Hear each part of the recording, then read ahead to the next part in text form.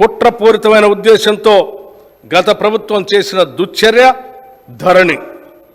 చాలా సంవత్సరాల కాలంగా భూమిపై సర్వ హక్కులు అనుభవిస్తున్న కొందరు రైతన్నలకు వారి భూమి వారికే కాకుండా చేసింది ధరణి.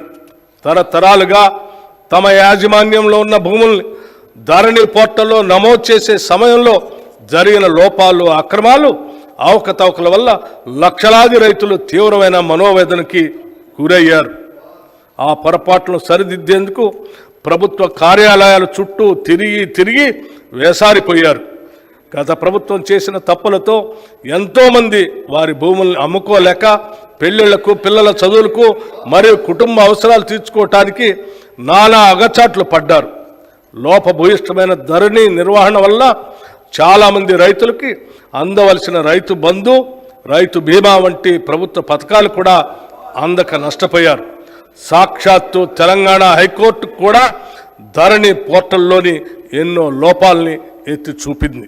ఇచ్చిన హామీ మేరకు మా ప్రభుత్వం ఏర్పడిన తర్వాత జనవరి 2024లో ధరణి పోర్టల్ అమలు కారణంగా వచ్చిన సమస్యల్ని అధ్యయనం చేయడానికి ఒక కమిటీని నియమించింది.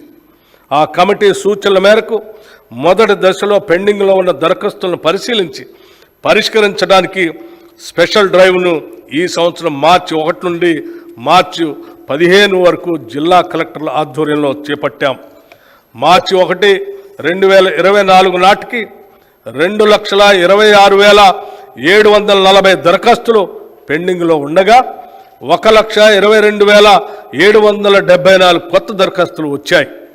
మొత్తంగా ఉన్న 3,49,514 దరఖాస్తుల్లో మార్చి 1 నుండి నేటి వరకు 1,79,143 దరఖాస్తుల్ని పరిష్కరించాం.